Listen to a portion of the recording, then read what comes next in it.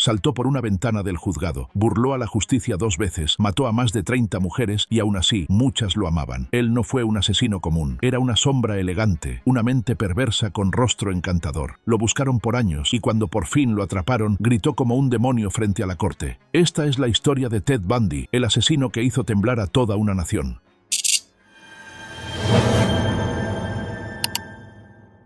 Theodore Cowell nació el 24 de noviembre de 1946 en Burlington, Vermont. Desde el principio su existencia estuvo marcada por la mentira. Su madre, Eleanor Cowell, tenía apenas 22 años y no estaba casada. En aquella época eso era motivo de vergüenza y escándalo familiar. Por eso los abuelos de Ted lo criaron como si fuera su propio hijo y le hicieron creer que su madre era su hermana mayor. No lo supo hasta que fue adolescente. Ese descubrimiento, pequeño en apariencia, sembró una grieta profunda en su identidad.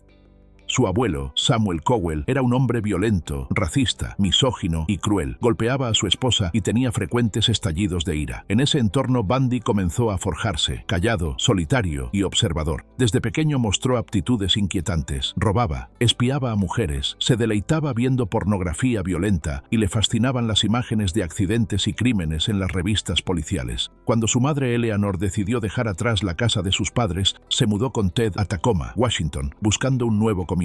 Allí conoció a Johnny Bundy, un modesto trabajador de cocina que se convirtió en su esposo y le dio a Ted su apellido.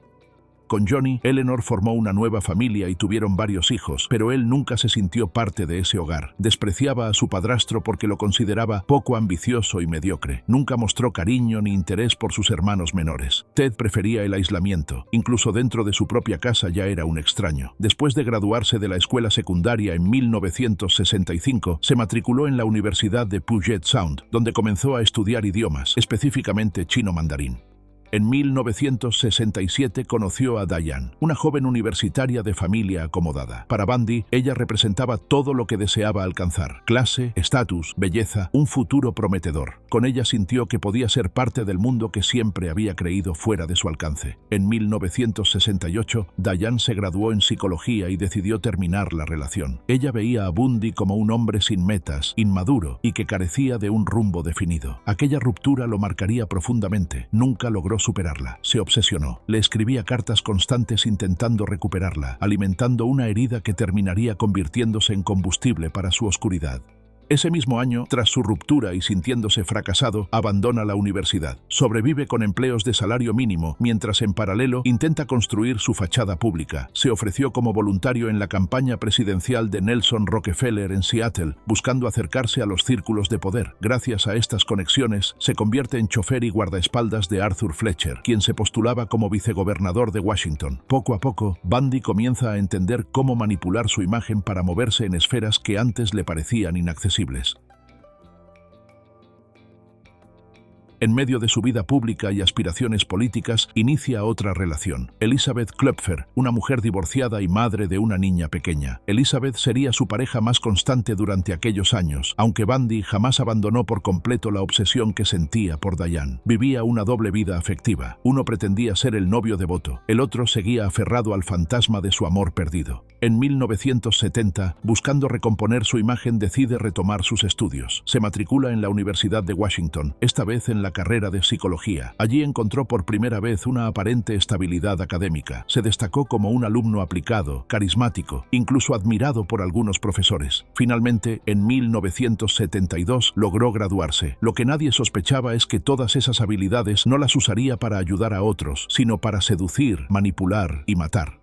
Durante el siguiente año, envió solicitudes de admisión a distintas facultades de Derecho y se involucró activamente en labores comunitarias. Incluso recibió una condecoración por parte de la policía de Seattle tras haber rescatado a un niño de 3 años que estuvo a punto de ahogarse. Gracias a su carisma natural y a la imagen de joven prometedor, Ted comenzó a construir conexiones con figuras influyentes del Partido Republicano en Washington. Su habilidad para encajar en los círculos políticos lo llevó a trabajar directamente con Daniel Evans, entonces gobernador del estado, participando activamente en su campaña de reelección. Su desempeño fue tan convincente que el propio Evans terminó escribiéndole cartas de recomendación, abriéndole puertas que por mérito académico o profesional nunca habría logrado abrir por sí solo.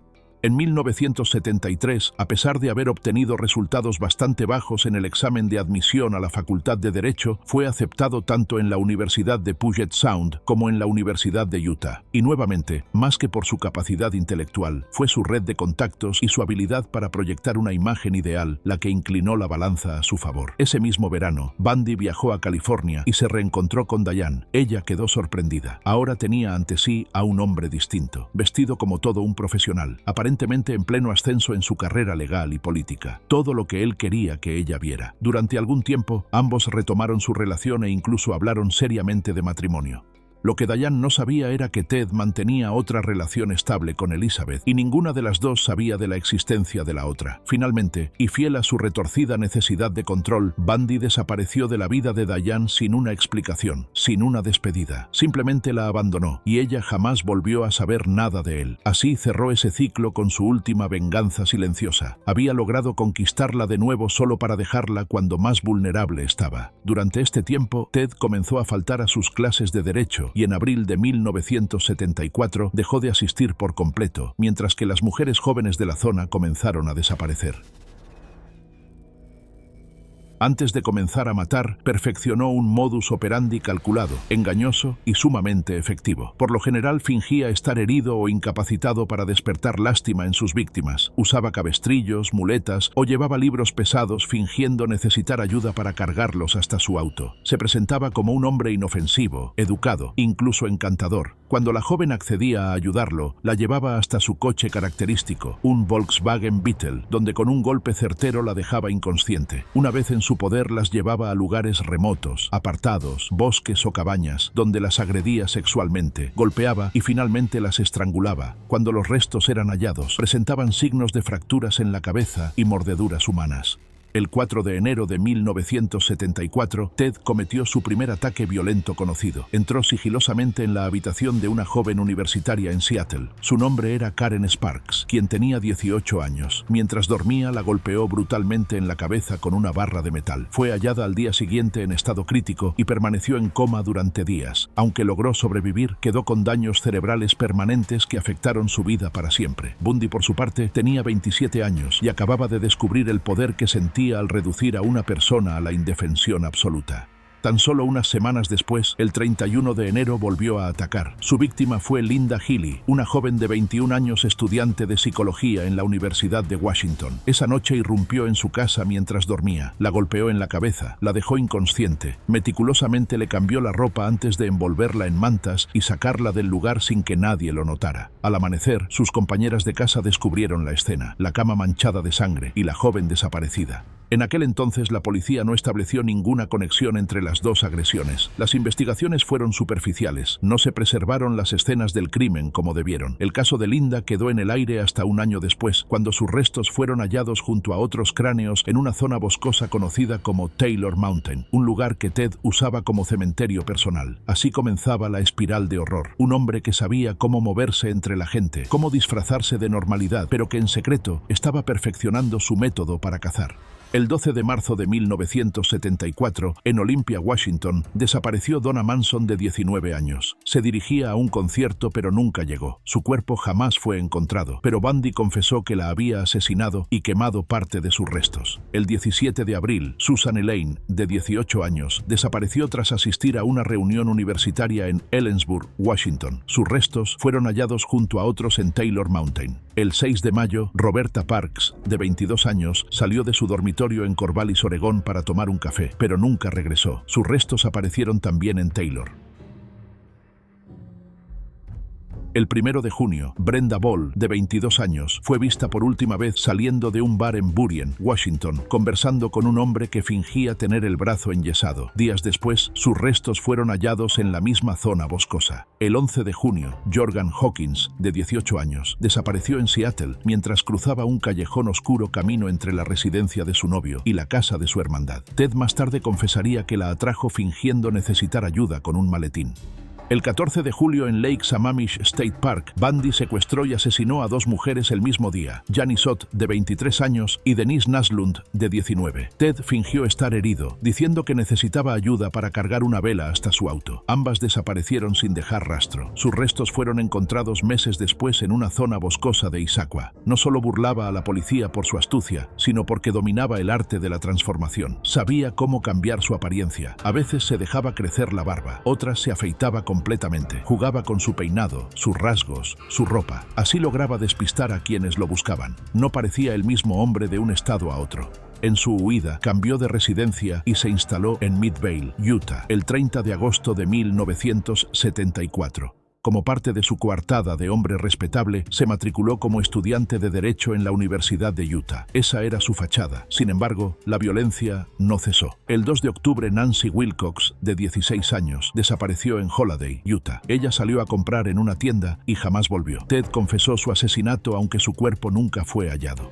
Rhonda Stapley era una joven universitaria de 21 años que estudiaba en la Universidad de Utah en 1974. El día de su ataque, Rhonda esperaba el autobús que debía llevarla a la facultad. En ese momento, un joven bien vestido, de sonrisa educada, se le acercó conduciendo un Volkswagen y le ofreció llevarla. Parecía amable, un estudiante como cualquiera, entonces ella aceptó. Durante el trayecto, Bundy le sugirió desviarse para visitar el zoológico, como si fuera una pequeña aventura espontánea. Pero el camino se fue haciendo más solitario. Entonces Ted cambió totalmente. Según relató Rhonda años después, él jugó sádicamente con su vida. La estrangulaba hasta que casi perdía la conciencia y luego aflojaba la presión para que recuperara el aliento, solo para volver a hacerlo. Así prolongó su sufrimiento durante horas, entre golpes, humillaciones y abuso sexual. Convencido de que ella estaba demasiado débil para moverse, Ted se distrajo por un momento y Rhonda vio su única oportunidad. A pesar de estar mal herida y desorientada, corrió hasta llegar a la orilla de un río que la arrastró corriente abajo hasta un cañón. Allí logró salir del agua y caminar como pudo hasta finalmente regresar a la universidad. Nunca denunció lo que había pasado. No fue hasta décadas después, cuando Ted ya había sido ejecutado. El 18 de octubre, Melissa Smith, de 17 años, hija del jefe de policía de Midvale, desapareció tras visitar a una amiga. Su cuerpo fue hallado días después, con claros signos de agresión sexual y estrangulamiento.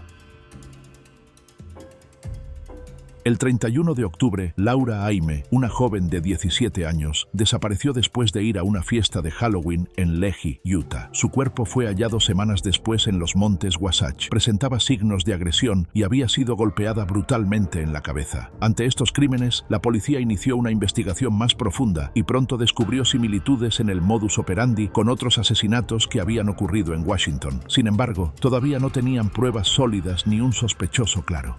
El 8 de noviembre de 1974, Ted cometió un error que empezaría con su caída. Él se acercó a Carol Darronch en el centro comercial Fashion Place Mall, en Utah, haciéndose pasar por un oficial de policía, informando que habían intentado robar su coche. Carol subió al auto bajo la falsa creencia de que iban a la comisaría para presentar un informe, pero a medida que avanzaban por calles cada vez más solitarias, algo no encajaba. De pronto, detuvo el auto bruscamente, sacó una pistola y trató de esposarla dentro del vehículo, pero solo consiguió esposar una muñeca. El otro grillete colgaba suelto. Carol luchó con todas sus fuerzas por su vida. Se defendió como pudo hasta que logró abrir la puerta del coche, saltó en plena carretera y corrió sin detenerse. Un conductor que pasaba la vio y la ayudó a llegar hasta la comisaría de policía. Fue gracias a su valiente testimonio que, por primera vez, la policía obtuvo una descripción clara de Ted, su vehículo y su modo de operar. Esa misma noche, Ted secuestró y asesinó a Debra Kent, de 17 años. Había salido con su familia para asistir a una obra de teatro escolar en su propio instituto. Durante la función, Debra le dijo a su madre que iría un momento al estacionamiento, pero nunca regresó. Testigos recordaron haber visto a un hombre desconocido merodeando por el lugar, y tras una búsqueda por el estacionamiento, la policía encontró la llave de un par de esposas que encajaban con las que horas antes se había presentado Carol en la comisaría. Pese a que la policía lo seguía de cerca, Bundy se trasladó de estado y empezó a asesinar mujeres en Colorado. El 12 de enero de 1975, Karen Campbell, de 23 años, desapareció en Aspen, Colorado tras salir de su habitación en un hotel. Su cuerpo fue hallado semanas después, golpeado hasta la muerte. El 15 de marzo, Julie Cunningham, de 26 años, desapareció en Vail, Colorado. Ted se acercó con muletas y le pidió que le ayudara a llevar sus botas de esquí a su coche, donde la golpeó y la esposó antes de agredirla sexualmente. Su cuerpo nunca fue hallado. Denise Lynn, de 25 años, desapareció cerca de la frontera entre Utah y Colorado en Grand Junction el 6 de abril, mientras iba a la casa de sus padres. Su bicicleta fue encontrada cerca de un puente ferroviario y Ted confesaría su asesinato. El 6 de mayo fue secuestrada en el estado de Idaho Lynette Dawn Culver, de 12 años. Bundy dijo que había arrojado el cuerpo de la chica al río Snake, pero el cadáver nunca fue hallado. El 28 de junio, Susan Curtis, de 15 años, desapareció de un seminario juvenil en la Universidad de Brigham Young. Ted dijo haber enterrado su cadáver cerca de Price, pero tampoco se encontró su cuerpo. Para ese entonces, la policía de varios estados comenzaba a comparar reportes. Ted había sido señalado en una llamada anónima hecha por Elizabeth. Advirtió que él encajaba con la descripción que circulaba en los medios, aunque al principio no se le dio mucho peso. Esa llamada se convirtió en una pieza clave cuando otras pistas empezaron a converger en el mismo nombre. El 16 de agosto de 1975, horas previas al amanecer en las afueras de Salt Lake City, un oficial de policía notó un Volkswagen beige circulando sospechosamente en un vecindario residencial. Al intentar detenerlo, el conductor aceleró brevemente antes de detenerse. Al ser registrado, se encontraron objetos perturbadores: una palanca, cuerdas, esposas, cinta adhesiva, una linterna modificada, un pasamontañas, entre otras cosas que, según él, eran artículos domésticos comunes. Fue arrestado inicialmente por evasión policial, pero cuando los investigadores revisaron su nombre, la sorpresa fue aún mayor. Había una denuncia previa contra él en Washington y una testigo sobreviviente en Utah. La policía pidió a Carol que asistiera a una rueda de reconocimiento. Al ver su rostro entre los sospechosos, no dudó en decir que ese era el hombre que intentó matarla. El 23 de febrero de 1976 comenzó el juicio contra Ted por el intento de secuestro de Carol. Su caso era fuerte y los objetos encontrados en el coche coincidían con su relato. Fue declarado culpable y condenado a cumplir sentencia de 1 a 15 años en la prisión estatal de Utah. En ese momento la pena no parecía suficiente, pero la justicia apenas empezaba a acercarse a la verdadera magnitud de sus crímenes. Mientras tanto, otras jurisdicciones ya preparaban cargos por desapariciones y asesinatos. Una vez dentro, Ted fingía buen comportamiento. Aparentaba ser cooperativo, tranquilo, pero ya estaba gestando su siguiente movimiento. Él nunca tuvo intención de cumplir su condena. Y es aquí donde comienza uno de los episodios más audaces de su historia. El 7 de junio de 1977 fue trasladado a Aspen para una audiencia preliminar. Ted decidió defenderse a sí mismo, lo que le dio acceso a la biblioteca del juzgado sin la presencia de agentes en todo momento. Fue en una de estas sesiones que se lanzó por la ventana del segundo piso y logró escapar. Eludió a la policía durante 6 días antes de ser capturado el 13 de junio, cuando intentaba robar un auto. Estaba deshidratado, herido y exhausto, pero no se rindió. En diciembre de 1977, mientras esperaba juicio en la cárcel del condado de Garfield, Ted ejecutó una segunda fuga más calculada. Durante semanas hizo un agujero en el techo de su celda, y el 30 de diciembre, mientras los guardias celebraban el Año Nuevo, se escabulló, caminó por los ductos de ventilación y salió por la puerta principal con ropa robada. Había dejado libros y almohadas bajo las cobijas para simular que dormía. Cuando descubrieron la fuga, ya llevaba horas de ventaja. Tomó un vuelo a Chicago para llegar a Florida. Nadie lo reconocía. No era el brillante estudiante de Derecho con traje y corbata. Era un fugitivo, viviendo bajo el nombre falso de Chris Hagen. En Florida alquiló una habitación en una casa de fraternidad y volvió a matar. La madrugada del 15 de enero de 1978 irrumpió en la residencia femenina Chi Omega de la Universidad Estatal de Florida. Atacó a 4 jóvenes mientras dormían. Golpeó brutalmente a Margaret Bowman y Lisa Levy, ambas de 21 años, causándoles la muerte. A Lisa incluso la mordió salvajemente. Luego se dirigió a las habitaciones de Karen Chandler y Kathy Kleiner, quienes milagrosamente sobrevivieron a pesar de las graves heridas.